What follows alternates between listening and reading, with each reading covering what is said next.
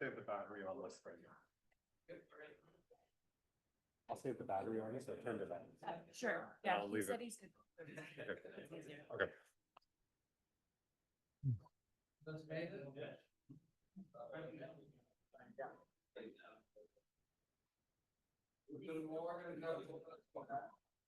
Okay, good morning, everyone. It's just a little bit past 7:30, so we'll get started. Sylvia, is my audio okay? Good morning. My name is Joshua Ramgist. I'm a pediatric general surgeon and the trauma medical co-director at the Hospital for Sick Children, along with Sue Benno. I'd like to take the opportunity to thank the University of Toronto Trauma Program and the Department of Surgery for the opportunity to introduce this year's tile lecturer, who is a pediatric surgeon himself.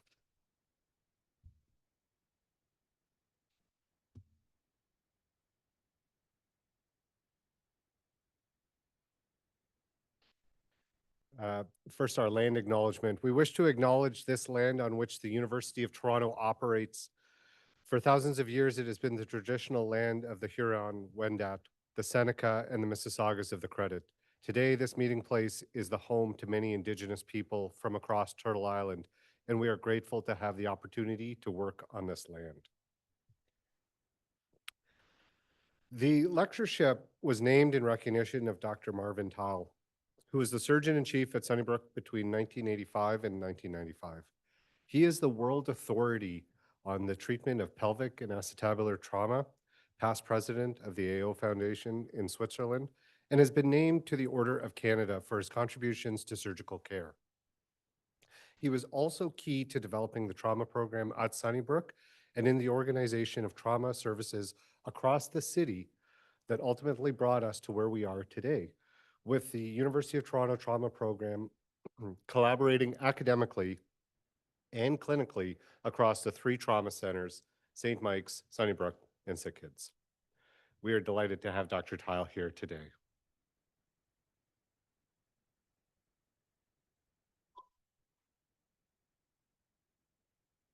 The Tile lecturer is said to be an outstanding physician or injury scientist with an international reputation, and without question, we have met and exceeded that bar today.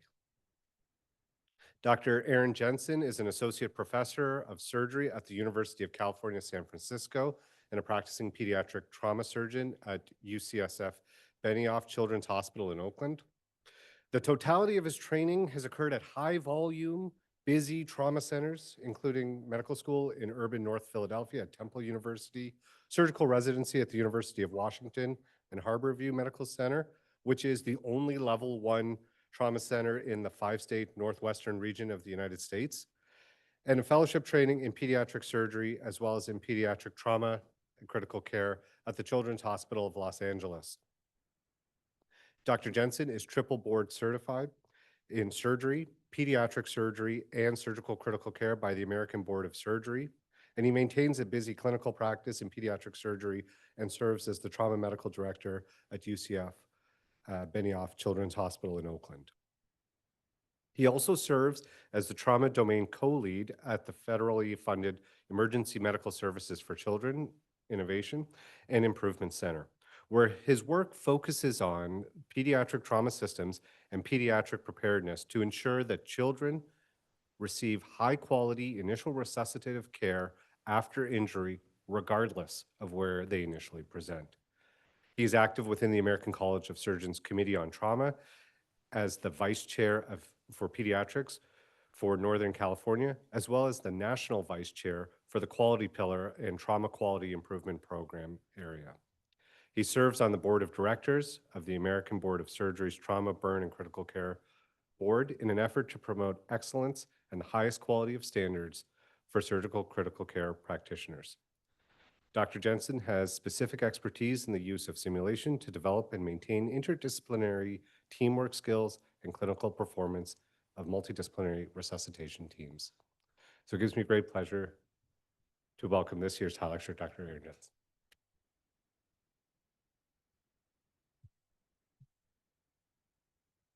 Well, good morning, everybody. It's really a privilege to be here in Toronto this morning, and I just want to thank everybody for the opportunity to join you. Yesterday, I had the opportunity to spend the day over at Sick Kids with their trauma team, learning about all the wonderful things they're doing over there, and it's just such a storied institution. And now to be here today and have the opportunity later to hear from the residents and the wonderful research that's being here is truly an honor. So thank you for having me today. I don't have any personal or financial disclosures. I do get some money from the US government to do this very work, so I'm going to share a lot of the output from this work today. And I hope that you're able to share it amongst your networks as well, because I think it has high value for all of our trauma centers. I would be remiss if I didn't stand here today and acknowledge that back home in the States, June 6th is National Gun Violence Awareness Day. I don't own an orange suit, but I do wear orange today. And I stand with my entire trauma team back home to acknowledge the 2,500 children that lost their lives last year to firearm injuries. We stand with the families of those kids. And I would just encourage all of us, as my team does, to get out there with public advocacy efforts, injury prevention, firearm safety, everything, to try to decrease this public health problem. I've put the graph on the right-hand side of the slide. You can see that blue curve. That's what we did with mortality after motor vehicle collisions. Right? We have dramatically decreased mortality after car crashes because of public health efforts. The orange line's going up. We need to turn that around. The number one killer of kids is now firearm injuries, and this is the number one public health problem that pediatric trauma surgeons need to address. So as I talk today, whether kids are injured by fire or firearms, I hope that at the end of this talk that everybody understands the true limitations in access to pediatric trauma center care. Kids get hurt all over the country in the United States. I figure it's the same in Canada. But immediate and timely access to pediatric trauma centers is really challenging.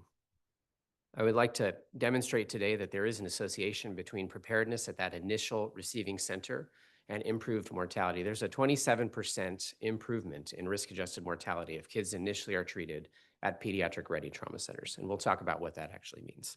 And finally, I'll share some resources about how we can improve pediatric readiness at adult trauma centers so that those kids will survive that first hour while the aircraft is en route to pick that kid up and transfer them to definitive care. This is my why. They're adorable, right? These two are mine. They look really adorable in photos, but they're not that adorable because they've adopted all of their father's risk-taking behaviors. They have zero regard for safety. And I live my life worried that when the older one rides her bike without her helmet, as she always does, and crashes and gets TBI, the adult trauma center that's 10 minutes from my house may not know how to properly resuscitate her. Or my little one who just loves to run out into traffic and run across parking lots. If she were to get run over by a car and present to an adult center in hemorrhagic shock, would they know how to transfuse her and transfuse her appropriately? My kids are real kids. I'm sure many other people in the audience have real kids. This is real, and I'm going to show a case later of a real child who had a severe injury. But more so, maybe they don't have severe injuries, but we're so anxious about missing an injury in a kid, we CT everything just to make sure we don't miss something. And we expose them to ionizing radiation, which now does have demonstrated risks of long-term induced malignancy, particularly leukemia. So cutting down on over-imaging of kids is also exceedingly important at adult trauma centers. In many metropolitan areas, we've solved this problem with pediatric trauma centers. The little kids go to the ped center and the grown-ups go to the adult centers, and they get optimal care at these centers. But not everybody gets care in a metropolitan area. And most of the country, kids don't have access to pediatric trauma centers. This is some work that we did with the EMSC Innovation Improvement Center, or the geospatial analysis of trauma center access for kids in the United States. I suspect if we did the same analysis in Canada, it would look very similar. You can see all of those gray spots on the map are where the kids live that have access to a pediatric trauma center within 60 minutes by air. The dark gray is 60 minutes by ground. And we know that aircraft are often out of service, maybe weather's bad, the aircraft can't fly, but only 50% of kids living in the United States have reliable access to a pediatric trauma center, which means 50% of kids are reliant on other hospitals, and namely adult trauma centers. So what I'd like to do today is talk about a case, a real case, a kid that I took care of. This is Caden. So Caden was injured in rural Northern California, just outside of the gray area, about a 90-minute flight from my pediatric trauma center. We're going to talk about how Caden was injured. He was riding in the bucket of a tractor, severe injury. And his life was saved that day by a level 4 trauma center. And I'd like to use this case to really illustrate how an inclusive trauma system can extend access at pediatric trauma centers to provide high quality care for kids. A brief video to share. As I was blindsided by emptiness. A feeling I never hope to feel again. It's that feeling of your 3 kids now become 2. The bunk bed that we just bought needs to go back somewhere else.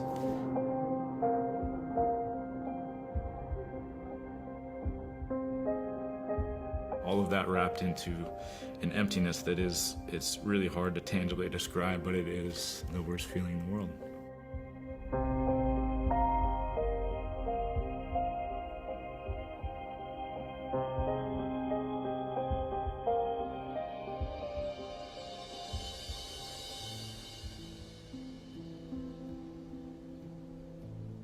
The big memory I have of that morning is all the kids dancing together, and I had taken a video of them doing that. And so Carl was already up on the tractor at my grandma's house. I brought the kids up, and we were just watching him and hanging out, and they love watching Dad work and do all the construction stuff that he does. I was kind of leveling some ground for a firewood shed and John Deere tractor, good old green and yellow.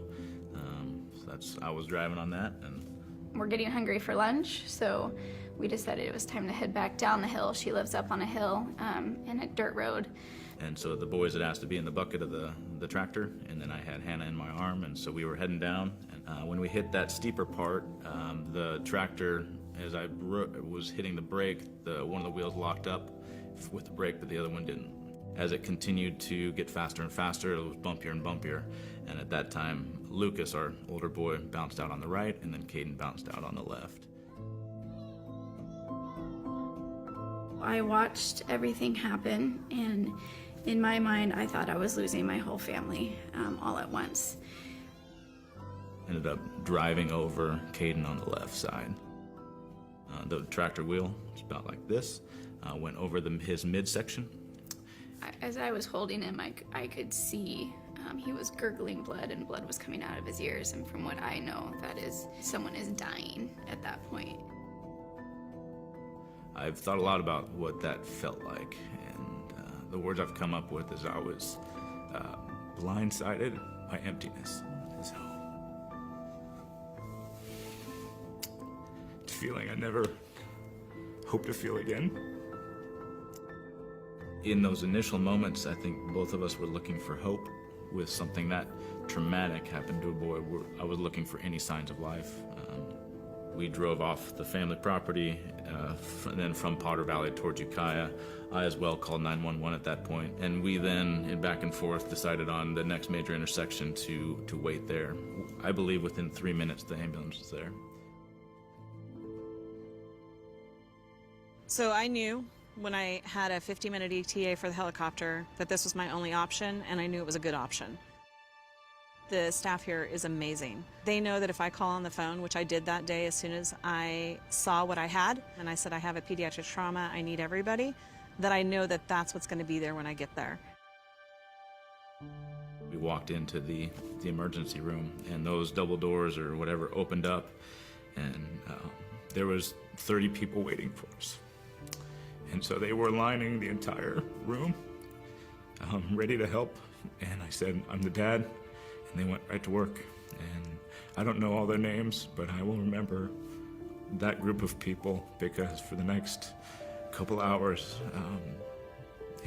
they were God's hands to us. I don't think I've ever prayed so hard while I was trying to work at the same time as I did that day.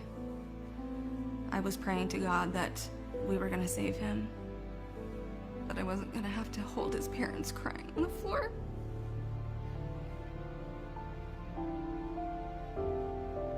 And I was looking at this beautiful little boy. So, I had to put my big girl boots on and fall back on the training that I had and the team that I trusted so much, because I knew we were going to do everything we could. The team effort, the interdepartment relationships, the work ethic, the value for life.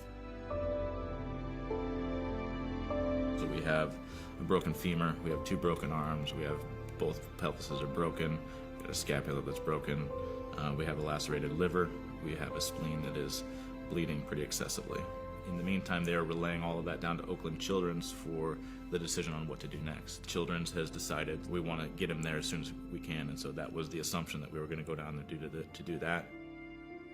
The minute I saw Caden in the ER, my first impression, the first 5 or 10 minutes, I thought 50% chance he will not make it. You can't imagine how much pressure I had inside of me for about 20 or 30 minutes to decide to take him to the operating room or not. The thing come to you, what happens if he does not make it? How can you live with it? But at some point you have to do what you believe is right. It was decided to have this emergency splenectomy. Dr. Hanna took the child into the room with the nurse anesthetist, anesthesiologist, and took his spleen out in 6 minutes. Brought the child back, and the helicopter people took them off to Cho. And had the child left 5 minutes earlier, probably would have died in flight. To save a 4-year-old's life. I've been here since '86. It was the most miraculous save I've ever seen. To go in and take out his spleen in 6 minutes, and to have doctors that are experts in the field look back at him and say, you better send that guy a Christmas card, because that was legit. That was amazing what he did. So I was flying in the cockpit on the left side, and then Caden was in the back. It was 48 minutes of just wondering how your boy's doing, and I specifically remember, because I couldn't see him, the voices of the guys in the back that were tending to him, and the calmness of their voices were communicating to me that he's okay. From that bed in the PICU, which we were there for 12 days, I went in to just be with him at about 2:30 in the morning, and as I got up to go, I'd been holding his hand, and he didn't let go. And it was that realization that my boy is still in there. You know, he's still in there. And through 3 more surgeries and all of the efforts of the team here in Oakland, we now have a boy that can stand up on his own, wanting to stand up, and with the life in his eyes, looking at you with a smile on his face, give you a thumbs up, or just a big cheesy grin. But he's just eager now to move and to get out of the hospital. The question loomed on June 24th of whether or not that boy would be back, and because of your help, we have him back. And that would be the thanks, is the thing that you got connected to our family for, the desire, the hope to bring him back. He's back, minus his spleen. That's it. We all have the ability to impact someone. From the person cleaning to the person serving a meal, we all touch a patient. We don't realize sometimes how small or large that impact could be. And we all have the opportunity to make a difference every day.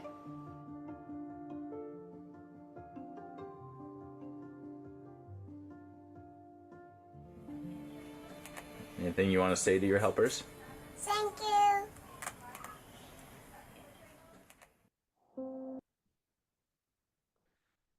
So I've seen that video like 100 times and I still tear up. I show this video for 3 reasons. Number one, Caden is an awesome kid. He's now 8 years old. He's back in school playing sports. He's completely normal. He has no neurologic deficits, no nothing. He's fine. But also to illustrate how adult trauma centers play a vital role in our inclusive trauma system, because they provide access to early resuscitative care and stabilization for kids. But the third point is that when we went back and looked at this case, there were a lot of QI opportunities. There were some pretty significant complications that occurred because of things that occurred during Caden's resuscitation, that we've gone back and we've used those as teaching points. And this Adventist hospital that made this video has partnered with us to help with regional education and share the lessons learned. And this has sort of morphed into my career now as pushing pediatric trauma readiness to all adult trauma centers. And if we look through this and we look at Caden's case that day, Caden is alive because of an alignment of the stars, okay? This was random and it was good luck. This was not because of any intentional preparedness. If you look at all of the people in that video, Teresa, the paramedic who was on duty that day, randomly on, there's only 2 ambulances on duty in this very rural county. And by the way, the dad is a professor of engineering at Washington State University. They're urban people. They were on vacation in rural Northern California, right? So they are people who grew up knowing that they have access to a pediatric trauma center at home, and now they're in the middle of nowhere with no access to a pediatric trauma center. Teresa was working that day. She has 25 years of experience. She's a paramedic instructor. She teaches the pediatric specific courses at the local college for EMTs. Like, you couldn't have had a better EMS provider respond that day. She knew how to get intraosseous access. She knew how to resuscitate a kid, and she knew how to recognize shock in a kid. She knew that there was a problem, and she radioed ahead. You met Jenna in the video. So of her own volition and on her own dime, the month prior, Jenna had gone to Vanderbilt in Tennessee and taken the ENA's Emergency Nursing Pediatric course, or ENPC. And she had developed specific pediatric competency. And I'll show you guys later, and it doesn't come through in the video, but Jenna's probably the one who truly saved this child's life. This child had been transfused and had been labeled a responder. And because the child was considered to be a responder, we decided to load him up on the helicopter and transfer to Children's. The flight team had him all on the gurney, strapped in, all ready to go. And Jenna assessed this child and his peripheral perfusion and recognized that the cap refill was about 8 seconds. And she uncovered the belly and looked how big it was. And she's like, stop the line. This kid can't get on the helicopter. And if she had not done that, Caden would have died in the helicopter. And it was because of that specific pediatric competency that randomly she had acquired. She paid with her own money and flew to this course to develop skills. This was not promoted by the hospital, right? That's the second superhero that saved Caden's life that day. The third one was Georgina Calderon, who was not in the video, but she ran the resuscitation that day. She's an adult EM doctor, but she actually trained in the Bay Area at our adult emergency medicine program, which spends about 30% of their time in our children's ER. So she had lots of pediatric experience, was able to intubate this kid, so another person who, if she wasn't there, who would have known what would have happened? And finally, Dr. Hanna, who you met in the video, who's a general surgeon, an adult, he's not even a trauma surgeon, he's an adult general surgeon who took out Caden's spleen. He had extensive experience operating on kids through his humanitarian work overseas. So our surgeon over the phone talked him how to do this. We had to convince him, like, it's the same operation, and quite frankly, it's probably easier. This kid has no fat. And afterwards he told us, yeah, that was pretty easy.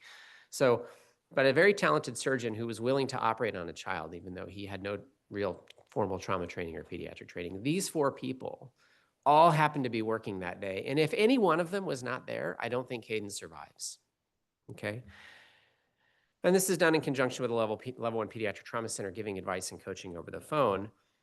But I would say, we could very easily be talking about Swiss cheese today, where all the holes lined up and we had lapses in quality and we had lapses in preparedness, and Caden's life is not saved because there are gaps in preparedness. But instead of talking about Swiss cheese, I get to present the all-star team that saved his life.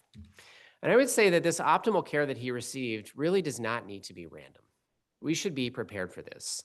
Adult trauma centers should be prepared to resuscitate and provide high-quality resuscitation for kids, at least for that first hour, so you can get them out safely. Or maybe once in a blue moon, you might have to operate on them locally.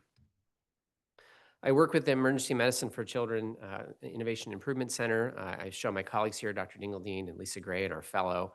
And our whole goal is to optimize trauma systems for children so that they can get optimal care wherever they receive their first emergency room visit. I showed you previously the map on the left, which is pediatric trauma center access in the United States. The one on the right is access for kids to high-level adult trauma centers, 1, 2s, and 3s. If you throw 4s on top of this, the gray even fills in more of this map, right? But I want to draw your attention to the middle map. So this middle map looks a lot like this map. So this is all trauma centers that have high levels of pediatric readiness. And we'll talk about how pediatric readiness can be measured. And pediatric ready trauma centers right now provide 61% access for kids via ground. I would like to make that middle map look more like the map on the right? Can we fill in more of that map by optimizing adult trauma centers to resuscitate and stabilize children so that now 80% of kids in the United States have access to high quality initial resuscitative care, or 92% on a day that the aircraft can fly, right? This is the goal. This is what we're working towards. And with level 4 centers included in all this, we can really get close to 100% coverage of kids, except for those that live in very rural areas. So what is pediatric readiness? This stems from a policy statement that was initially released in the early 2000s by the American Academy of Pediatrics, which is now co-sponsored by the American College of Emergency Physicians, American College of Surgeons, and the Emergency Nursing Association. And pediatric readiness really aims to ensure that not only hospitals, but EMS systems have pediatric specific champions that make sure all of this stuff's in place. And the stuff they're making sure is in place is pediatric competencies, policies, equipment, and other resources to provide optimal care for children, even at non-pediatric centers. And this is the framework for pediatric readiness. This is what needs to be optimized. I think most of us focus on equipment and supplies. Let's make sure we have the right size endotracheal tube. I think that's the easy part to understand. But does your staff know how to use those tubes? Do they know how to pick the right one? Right? Do they know how to dose medications in kids? That's the patient safety part. Coordination of care, we're going to talk about. This is the pediatric emergency care coordinator. That person's job is to make sure that all the other 5 boxes are checked. Without an identified person to make sure that your systems are optimized, they're probably not going to get optimized. Policies and procedures, we'll talk about the importance of having pediatric specific trauma policies. The one I'll highlight is a massive transfusion protocol for kids. If you don't have a pediatric MTP for kids, you're going to have problems, and I'll show you what happens. So pediatric readiness is measurable. It's been boiled down to an 81-question self-report assessment that assesses these 6 domains, and that assessment boils down into a weighted pediatric readiness score, which scores your center from 0 to 100, 100 being the best. And a gap analysis is provided. I just learned this morning that Canadian hospitals don't get the gap analysis, so we're going to fix that. I'm going to go back to the center that I guess you have to have a US email address to get one, but we'll fix that. They give out a free gap analysis so that you can read this report and see what you need to address in your trauma center or your emergency department to optimize care for kids. Why does this matter? So our team at the EIIC, we went back. The last time there was a national assessment of all hospitals' pediatric readiness nationally was 2021. The next one is next summer. And we linked this with National Trauma Data Bank data. 66,000 kids from 630 trauma centers. And we linked the kids from the initial ED to their pediatric trauma center for definitive care. And we looked at the weighted pediatric readiness score of the initial receiving center, so where they got first care. And then we looked at risk-adjusted mortality using TQIP models. And what we showed was a strong association between pediatric readiness and risk-adjusted mortality. These are lowest plots that plot your weighted pediatric readiness scores. So 100 is the best versus odds of risk of mortality, 1.0 being your mortality is at the level of expected. And you can see that centers with low pediatric readiness, their expected mortality is 20 to 30% higher than expected. And not until you get above a pediatric readiness score of 93 does it now come back down to normal. And if you throw all the pediatric trauma centers out and you say, well, what about kids that are only treated at adult trauma centers? The effect is even more profound. So a 27% improvement in survival for children just with pediatric readiness, okay? The one thing that is the strongest driver of all this is whether or not the center has a pediatric specific quality improvement plan. You could very easily see how this hospital that saved Caden's life could have said, wow, great save, patted themselves on the back and said everything was fine. That kid left our hospital alive. But if they didn't go back and look at that case and look for perhaps some lapses in care and some opportunities for improvement, they would have learned nothing from that case. And there's a lot to learn from that case, and we're going to go through that. So this case review and pediatric specific quality improvement plan is a very important part of optimizing quality at all centers for kids. This is a plot of pediatric readiness of all trauma centers in the US. That's the top box. And these are grouped by different types of centers. The top 5 are all the pediatric trauma centers. They have high levels of pediatric readiness, as you might expect. And as you go down and you get into mixed trauma centers, you see a lot more variability. But I'd like to point out here, this is freestanding adult level 1 and level 2 trauma centers. And 25% of them are in the top quartile of pediatric readiness. These are not peds trauma centers. These are high-performing adult trauma centers. And it's these centers that are driving those improved mortality. So it can be done in adult trauma centers, and it should be done. You can see there's a lot of variability in pediatric readiness in adult trauma centers. If we can decrease that variability and raise up all boats and optimize systems, we can improve mortality for kids. So how do we improve pediatric readiness? Well, the first thing is you get national stakeholders to get behind you. Dr. Nathans spoke on behalf of the American College of Surgeons, and you can see 5 other major professional organizations got behind this. This was back in 2021. But when the ACS gets behind something at trauma centers and they incorporated it as a quality standard that you get a deficiency if you don't address, that really helps. So in the 2022 standards, this is a new standard for trauma centers where all trauma centers have to address their own pediatric readiness. You have to take the assessment, you have to look at a gap report, and you have to start making changes in order to improve your readiness for kids. So how do you improve this readiness? Well, we didn't really know. So we asked a bunch of smart people. We convened a national stakeholder panel of 20 experts and asked them, well, where should we start? How should we start improving pediatric quality? How should we improve trauma center care for kids? And the first thing they said was, well, you need to provide just-in-time resources for adult providers to use for hemorrhagic shock resuscitation, severe TBI, and a quick guide for triage. Like, how can you rapidly assess a child and determine that they need to be transferred out, right? CT scanner or transfer out. Like, if we can push people more towards transfer out and not delaying transfer for these severe injured kids, that's the goal. The second thing they told us was we really need a minimum standard in terms of a weighted pediatric readiness score. Like, what threshold should trauma centers hit? And that's some of the work that I presented on the previous slide. That weighted pediatric readiness score of 93 seems to be the sweet spot. If you can get your score above 93, your outcomes are better. How do we facilitate every trauma center having a pediatric emergency care coordinator, or a PEC? I'll show you some work that we did, and really with the next national assessment next summer, we're hopeful that over 50% of trauma centers will have a dedicated pediatric emergency care coordinator in their emergency department.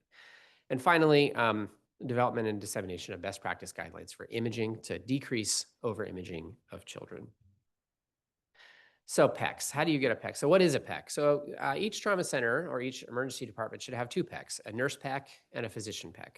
And these are the people who take care of all of those other boxes. They make sure that you have the right supplies. They make sure that you have protocols and policies and that they're up to date. They're doing the case review and quality improvement. And they're doing medication safety to make sure that the dosing in your ER is safe. We partnered with TQIP and used all of their communication channels back in 2022, and we did an 8-week online sprint, and we trained 300 PECs at trauma centers.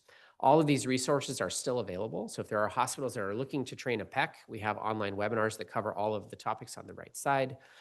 We also paired this with 1-hour virtual coaching. That's no longer available, but the lectures are. We're probably going to repeat this trauma improvement sprint next year after the national assessment, because we think that every trauma center needs to have a PEC, and hopefully we can get the ACS to revise their standards to say that if you want to be a trauma center, you have somebody that's in charge of making sure that your ED is optimized for pediatrics.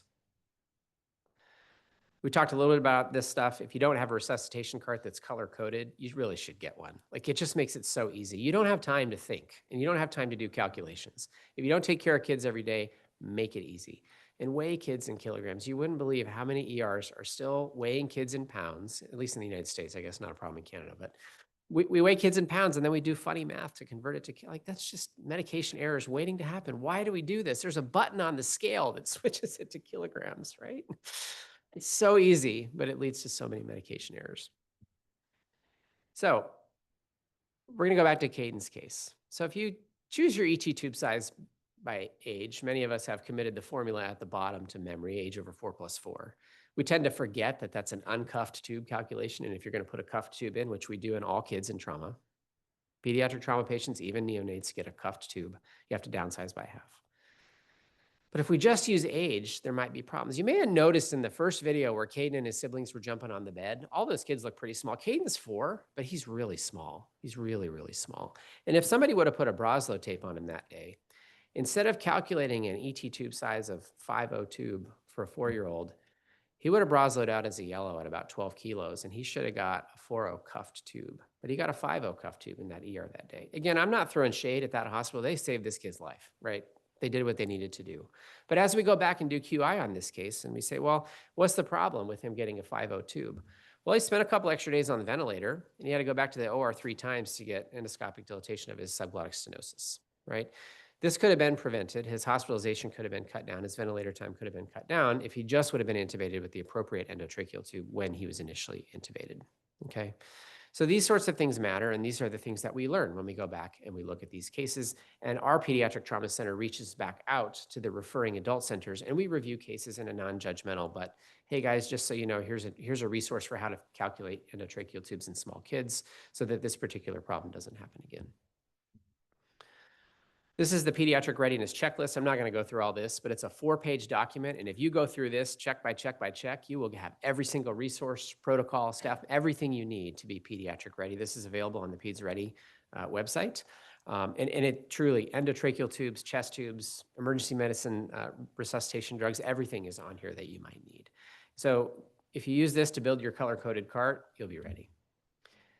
I'm going to spend a little extra time on protocols because these often get overlooked. We focus so much on equipment and making sure we have the right stuff, we don't think about protocols.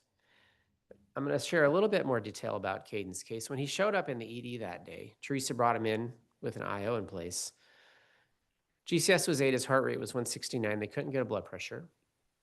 SAT was 68%. He got intubated. We talked about that already. He had an IO. They put in a femoral central line, and then they transfused him. Okay. His initial hematocrit, not his hemoglobin, his hematocrit was 11. He got a unit of red blood cells and was labeled a responder because he got a unit and his blood pressure normalized. Any surgery residents here today? No. Yeah, you're hiding. You don't want me to pick on you guys. Oh, they're over there. Oh, there's a couple over there. So if you give me a unit of blood, 300 cc unit of blood, what would you expect to happen to my hemoglobin? Yeah, hematocrit, or, in US, we would say 1 gram per deciliter or 10, right?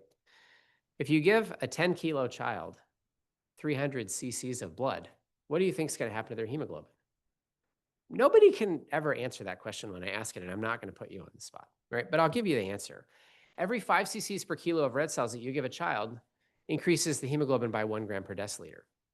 So when you give this 10-kilo child a 300 cc unit of blood, 30 cc's per kilo, that's like giving any of us 6 units of red blood cells. Okay, so if I come in your trauma bay in shock and you give me 6 units of red cells to get my blood pressure normalized, are you gonna call me a responder? No, right? But you can see how lack of familiarity with how to transfuse a child can lead to this, because this was reported down to the children's hospital, and on the other end of the line, it was interpreted as, well, we gave a unit, but we thought that was 10 cc's per kilo, and didn't recognize how much blood this kid had gotten to normalize his blood pressure, which is what led to the series sequence of events to get him on that helicopter the first time, right? So it wasn't recognized how much blood this kid really got. Okay, so knowing how to transfuse a kid, particularly a little kid, is very important. This is Caden's CT scan. That is not his stomach on the right side. That's his pulverized spleen with all of the arterial extravasation in the middle, okay? And the dad went through all of his injuries. This is what happens when a 10-kilo kid gets run over by a tractor. Okay, severe, severe injury. We have a tip sheet for hemorrhagic shock resuscitation. This is our 1-page stabilization triage tool. I'm not going to go through all of it, but what I am going to pull out is the little red box from the top right side, which is how do you recognize shock in kids? And in the green box, it's modeling and it's pallor, and that's what Jenna recognized that day. It's the only person in the ED who recognized that Caden was in class 4 shock and ready to decompensate. His blood pressure was still normal. But less than 5 minutes after she got him back into the ED, she stopped the line and pulled him off the helicopter. His blood pressure was in the toilet again, right? And the only way this was recognized was somebody assessed peripheral perfusion, and his cap refill was 8 seconds. Kids compensate, and the way they compensate is with profound peripheral vasoconstriction. If you're not checking peripheral perfusion in kids, you're gonna miss class 4 shock because their vitals might look normal. So we've put this in a resource. So I would hope that adult centers have this 1-page guide as a reminder for all the things you should check in a kid who comes through, and it just sits on top of the resuscitation cart for that bad day that you're gonna have to do this in a kid, even though you don't want to. So Caden got his splenectomy locally at the level 4 center. Again, still talking about the importance of protocols. So this level 4 trauma center has a massive transfusion protocol, and Caden was transfused by the adult massive transfusion protocol. And this center's protocol says you give 4 units of red cells, and after that we say this is massive, and we go 1 to 1 to 1. I think, and again, this case is now 6 years old now, so I think we're going to 1 to 1 to 1 sooner. But 4-1-1, most adults probably would be fine with that, right? They wouldn't have profound coagulopathy. But when you look at the volumes in a kid, This actually turns out to like giving an adult 23 units of blood, and his final ratio is 7:1:1. I think everybody can predict what the next slide's going to look like. Okay, so Caden gets loaded up on the helicopter and comes down to the pediatric trauma center. He's really cold. He's hypotensive, really tachycardic. He's on an epi drip. We send some labs, and the labs come back with a hematocrit now of 75 and profound coagulopathy by all measures, right? Too many red cells, not enough of the gold stuff, right? This is what happens when you transfuse little children with adult protocols. Every adult trauma center should have a pediatric specific weight-based massive transfusion protocol in the blood bank so they can mix up the blood, and in the trauma bay so that you know what ratios to give. You shouldn't have to think about this in real time. You also should give calcium. As soon as we warmed him up and gave him some calcium, he was off the epi, right? He was plenty volume loaded. He just didn't have any calcium to make his heart squeeze. So this is our pediatric specific MTB, freely available online. I've got some QR codes throughout this. I'm happy to share my slides later if people want it. But if there are any hospitals in the region that don't have a pediatric specific MTP, I want you to know that a kid like Caden might roll into your ER one day and you might need it. This is free and it's super easy. It costs nothing to have these ratios in your blood bank and in your ED. So this is a phenomenal outcome. Caden's back in school. He actually wore his cape on his first day back to school. But I would argue that this is not just a rural problem. A lot of people will hear this talk and say, well, yeah, this is a rural trauma center problem. I live in a major metropolitan area. This is not just a rural problem. Before moving to UCSF, I practiced in Los Angeles for 4 years. This is a map of LA County. There are a lot of pediatric trauma centers in LA County. But what do you notice in the middle of that map? There's no red dots. What there is in the middle of that map, this is San Gabriel Valley, are 1 million people, right? Which is a lot of kids that go with those households. This is suburban LA County, metropolitan, but suburban. There's people everywhere and lots of kids. So the county decided that they were going to stand up a adult level 2 trauma center in the middle of the San Gabriel Valley. And we saw this as an opportunity to create an inclusive trauma system and optimize early care for kids. So our children's hospital partnered with this level 2 adult center. Now, this adult level 2 center already had been recognized by LA County as being approved for pediatrics. So they have a program, it's called the EDAP program, Emergency Department Approved for Pediatrics, as a receiving center for kids, because they had gone through all the pediatric readiness and they had checked all the boxes and their pediatric readiness score is 100. So you have a highly functioning PEDS ready ED that now all of a sudden is an adult trauma center. This is awesome, right? How are we going to make this best for kids? So we partnered with them, our pediatric trauma center and this adult level 2 trauma center. We spent a year building this program. Our pediatric trauma center, we shared all of our resuscitation protocols, particularly our hemorrhagic shock MTP protocol, our TBI resuscitation protocol, our imaging protocols. We attended PIPS meetings every month and we reviewed pediatric cases with them and made them better. Well, about a year into this, the fruit of our labor paid off. Anybody ever ride this? It's called the Rave Wave. I don't recommend anybody ever getting on this ride, okay? Yeah. So this adult level 2 trauma center is immediately across the street from the Los Angeles County Fairgrounds. And the fair was in town one week and a 7-year-old child got on the Rave Wave. I don't let my kids ride these things. And his seatbelt let go. And he was thrown off of this ride 50 feet into a telephone pole and then fell to the ground. Now, where do you think that EMS is taking this kid? It's a 35-minute drive to the pediatric trauma center. Well, of course, they're going to take him across the street, right? Because he's got an open skull fracture. His GCS is 3. And in the bus, his blood pressure tanks to 60/45. This kid's sick, right? And EMS realizes this, and they're like, forget this. We're going across the street. We're going right to that level 2 center, which is great. This is how trauma systems should work. They activate their entire trauma team. And because of our work that we had done for a year, as soon as this dying kid shows up in the ED, they called the pediatric trauma center and said, hey, we don't have a PICU. This kid's GCS is 3. We're not keeping him. Send the aircraft. And we had agreed that we would put the aircraft in the air as soon as they called, and we did. So he shows up in the ED with a blood pressure 120/80, but remember, he just got to squeeze the epi in the ambulance, right? He got some blood, he got some plasma, according to the pediatric specific transfusion protocol that we had shared. He had some rib fractures, it's profound acidosis, but he responded to his resuscitation. His blood pressure was normal throughout. And the helicopter was still about 20 minutes out, so it was shared decision-making between the Peds Trauma Center and this hospital to CT the child because at this adult trauma center, they had a neurosurgeon that was willing to do a craniotomy if the kid needed it. And we're willing to take the kid from the recovery room, right? Pop the top, get the blood out, load him up. We'll do all the post-op critical care, no problem. That's how trauma systems should work, right? So we decided to image him there. He had a non-operative head, lots of intraparenchymal contusions, ended up having some DAI. He had a grade 3 spleen, pretty bad coagulopathy from his head injury. But all of this was addressed at this adult trauma center. The aircraft arrived 30 minutes after he arrived in the ED. And they were wheels out of that ED in 60 minutes from his initial arrival. It took them 30 minutes to pack him up. Air teams take time to pack kids up, right? But 60 minutes from patient arrival to wheels out of the ED, that's pretty remarkable. And this kid was resuscitated. His coagulopathy was corrected. No further hypotensive episodes. He ended up getting non-operatively managed and sent to rehab at the Pediatric Trauma Center. But I would argue this is a remarkable outcome because of what this adult trauma center provided. And I would postulate that every adult trauma center should be able to get a plastic tube in the trachea. They should be able to transfuse a child in appropriate doses and ratios. You should be able to prevent secondary injury by preventing hypotension. Give the Keppra so they don't seize. Seizing is bad for TBI. We know this, right? Keep them warm. Prevent hypoglycemia. All of these simple resuscitative measures can help. And if they need cranial decompression and you have a surgeon that can do that, great, let's get it done.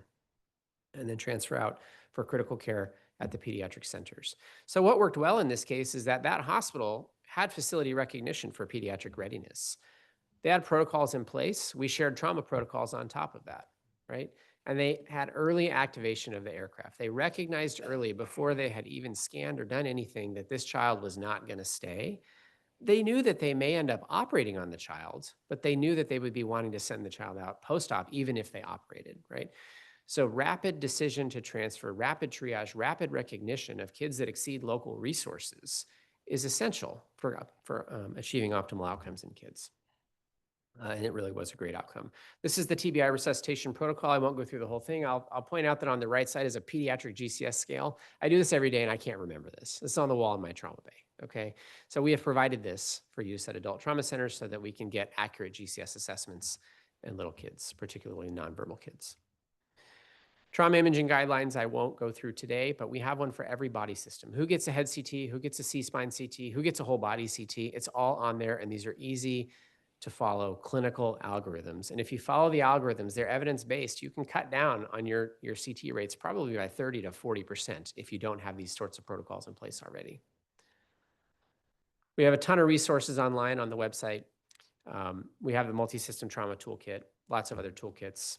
We have this now benchmarking program where ERs can go in and they can put in their cases, all medical cases, and they can do QI and they can get feedback. Again, this is all free. I would argue that if any adult trauma center is not participating in pediatric benchmarking, they should sign up for this free program so that they can get feedback on the quality of care. This is all based on processes, not outcomes, because most of these centers don't know the outcomes because they ship the kids out. They may not even know the diagnosis. But if you look at your medication dosing, you look at your imaging utilization, and if you look at appropriateness of medications, you can improve quality of care for kids in your ED. The next step is really to recognize facilities nationally. There's no universal national facility recognition for pediatric readiness. There are two great programs. We talked about the LA County one. Colorado has this COPPER program, and they rely on external site visits and validation. We really need to have something that's uniform across the entire country. Right now, 18 states have programs, and they're all different. So there are efforts undergoing right now to try to standardize this and make national standards. And as soon as there are national standards, the next logical step is to make all trauma centers get facility recognition for pediatric readiness. So in summary, most kids don't have access to a pediatric trauma center. If we optimize pediatric readiness at adult trauma centers, we can improve mortality and we can provide access for 80% of kids nationally in the US. I suspect it's similar in Canada. You don't have a lot of time. We've made resources to use in real time to refer to, so you don't have to remember all these formulas and medication dosing and things like that. In real time, there are algorithms that can be used. Print them out, put them on your pediatric resuscitation cart, and use them. All of these resources are free. I would hope that adult centers would use them, but more so, I would hope that pediatric trauma centers would use these resources to initiate discussions with their referral centers, their partners, to have a shared model of what is evidence-based care. It's non-judgmental, right? I could call a center and say, you you could have done better and it may come off the wrong way. But if I share resources and I say, hey, this might help your center, and we all agree, maybe that's a better way to communicate. So thank you all for the opportunity today. I just want to acknowledge I have a ton of mentorship from the faculty at the University of Toronto.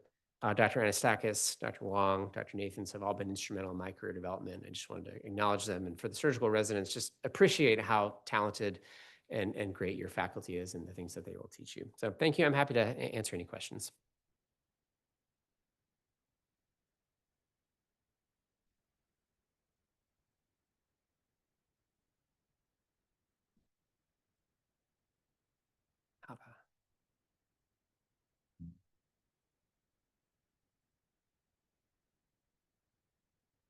There you go. Thank you very much, Dr. Jensen. If I believe we have a couple of minutes for questions. If there's any questions in the room, I'll walk to the microphone with you. If there's questions online, I think somebody's monitoring the chat, right? Thanks. Thanks so much for great talk. And I think you had us with that video as well. When thinking about many of the cases that we see here, and certainly the examples that you presented, the component of injury prevention as part of the trauma system generally. Could you speak a little bit about that? It's something at this hospital we've really done a lot of over the last many years, and so important to try to prevent these things from even happening. Yeah, I don't know that I can say much more than you just said. We have an injury prevention team at our center. I think most trauma centers do. And I charge my injury prevention coordinator every time I see him that I want him to put me out of a job, right? The best way to achieve outcomes for kids is to prevent injuries, right? And I'll just point out, like the first slide I put up about gun violence awareness, like we need to cut down on these injuries even occurring in the first place, right? Because a lot of these kids are really hard to save after they get hurt. So yeah, 100% injury prevention is where the value is. But, until we get there, I think we have to optimize our trauma centers to deal with these injuries that they get. But yeah, I totally agree with you. Great talk, Aaron. My question is, you presented a lot of great cases, and every system has a couple of bad cases. And how do you use that bad case to change the dynamic, increase pediatric readiness at the center? Like how do you navigate that as a pediatric trauma surgeon? Yeah. So first of all, we never present those cases publicly, right? We always, I presented 2 cases today of great outcomes, great saves with some stuff to learn, right? So in a non-judgmental fashion, like I'm not throwing any shade, like I said, at any of these trauma centers. They did a great job, right? But I think that the first thing that's important, I think, is having the resources, right? Because it's one thing for me as the Ivory Tower Pediatric Trauma Center to call the adult trauma center and say, you did a bad job, right? It's easier for me to have an ongoing, like most of our referral centers we meet with quarterly, the high volume centers we meet with every month, and we just do case review with them, and we review every case, right? The good ones, the bad ones. And if there are evidence-based resources that we can share, now all of a sudden it's not me judging you, it's me providing you with a national care standard and something that I can encourage you to incorporate at your center, and it's something that I've incorporated at my center. I think getting that whole like, I'm better than you approach out of this is not, I think I may have said it and maybe I forgot, but I think pediatric trauma centers are victims of their own success. We walked around thumping our chests like we're better, right? And we've been doing this for 20 years. That's the wrong approach. The right approach is inclusive trauma systems and partnering with all of the referring adult centers in your region to make sure that every kid gets optimal care. All of us have a part to play in the pediatric system, right? I think that pediatric trauma centers do certainly have a lot more resources, particularly in the pediatric critical care realm, ventilator management, sedation, things like that. But the early resuscitative care, like most of my pediatric surgery colleagues want to shoot me when I say this, but you know what? Kids are little adults. They really are. Trauma care is trauma care. It is. The only thing that's different is you have to be careful with how you dose the medications. You have to be careful about how you apply ventilator pressures, and you have to be careful about how you transfuse them. And you have to use the right sizes of tubes. But if you have those resources and you adapt your trauma training to kids, it's pretty much the same, right? So I think the non-judgmental approach is the most important part in being collaborative about how to make the system better. Yeah, it's a great question. I have a couple of questions from online. Yeah. From Avery Nathans. Dr. Jensen, great talk, and thanks so much for sharing your expertise. Your focus was getting adult trauma centers prepared. In our region, it is most likely that a child will end up at a non-trauma center. There are about 80 faculty on the line, and several from non-trauma centers. What should they be doing? The same thing. I think we've really, in the US, we have focused our efforts on trauma centers. Mostly because of the maps that we show, and most kids are going to end up at a trauma center. Most rural critical access hospitals in the United States are a level 4 trauma center because they're the only game in town, right? So the kids are going to end up there anyway. But I actually think that all of these resources are equally applicable to community non-trauma hospitals, which we have in the United States. It's those suburban private community hospitals, right? That the parents take the most severely injured kids that roll in are those that come in by private car. Like, you don't know what's coming. They don't have an IV. They're not into, like, they're like, here you go. Here's my kid. It's like, oh, right. And these are the kids that show up to non-trauma suburban community hospitals in California. So all of these resources should be freely available to all of those. I think most of my work is through the Committee on Trauma and through trauma systems, so I have access to that population. But the National Pediatric Readiness Project and the EIIC has a whole group of stakeholders that are focused on all emergency departments and pediatric emergency care. So I do think that all of the pediatric readiness resources are available and are targeted for all hospitals, not just trauma centers. But I think it's easier to teach trauma surgeons how to take care of kids than it is to teach community providers how to provide trauma care for kids. So we focused a lot of our trauma efforts on trauma centers, but all of this applies to non-trauma centers as well. One more question from online from Andrew Howard. I'm interested in your thoughts on concrete steps regarding firearm injuries. Given the number of firearms in the United States and the increase in Canada, where are the effective interventions? Do we have to actually remove the firearms, which seems logical but daunting?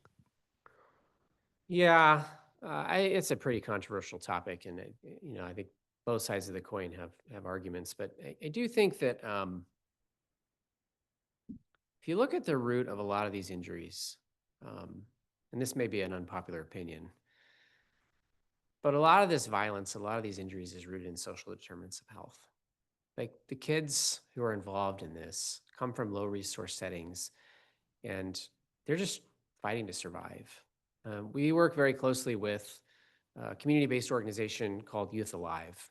And Youth Alive has violence interrupters. And they're like, when the bullets start flying, they get in their cars and they go to where the bullets are flying and they try to calm things down. Or if they get wind that something's going to happen, they go into the battlegrounds and they try to stop stuff. And the thing that is the most powerful and the most effective thing that Youth Alive offers are community-based resources for kids who are struggling. These kids may have been kicked out of 2 or 3 schools and they have nowhere to go now, right? If you can get them plugged into some educational system so they can get back on track. Maybe they're unhoused, maybe they don't know where their next meal's coming from. I think there's a lot of social drivers behind firearm violence, particularly in kids. So that's why I say it's a public health problem. I think we need to look at this from all aspects. A lot of people talk about gun control, and there are both sides of that.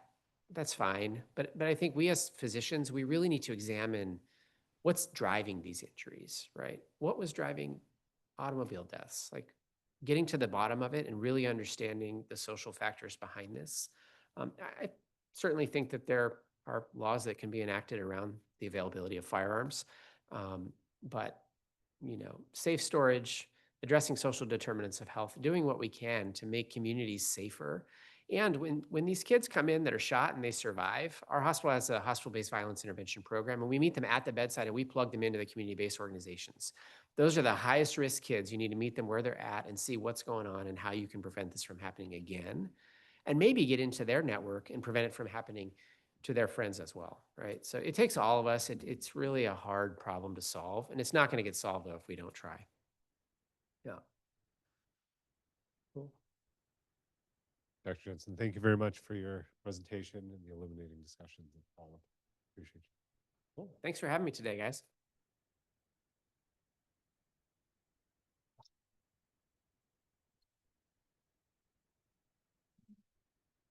Okay, so I think we have the research symposium, which is following. That's at 9 o'clock. 9 o'clock? 9 o'clock, yeah. Cool. Thank you, everybody. I'll stick around a little bit if others have questions. Great.